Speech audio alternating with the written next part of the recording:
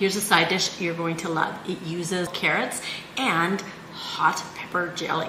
Now, if you don't have hot pepper jelly, use apricot jelly or apple jelly, or use honey with a little bit of hot pepper flakes. This is gonna add a little zip, a little zing, a little zam to your dinner, and we're gonna top it off with a little bit of green and even a sprinkle of feta or goat cheese. I've washed my carrots really, really well. Chop off the ends.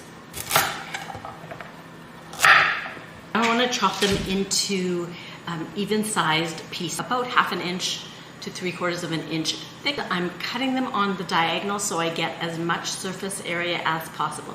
It's the surface area that's going to get nice and roasty. Put them on our baking sheet and drizzle with a little oil. Add some salt, a little bit of pepper. Give them a good toss.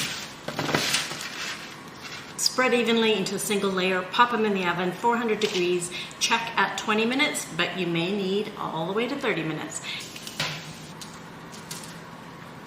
Just a couple more minutes. While the carrots are finishing up, we're going to prepare our sauce. So a good heaping tablespoon of the hot pepper jelly. And I'm gonna pop that in the microwave for just a minute to soften it up.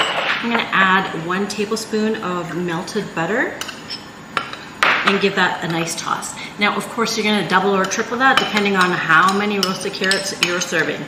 Get it all together, and if you'd like, add a little bit more hot pepper flakes. Woo! Here's our carrots. I'm gonna toss this right onto here.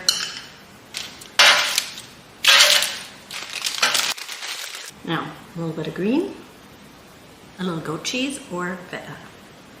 A beautiful and flavorful side dish made with everyday carrots. Affordable, readily available, delicious.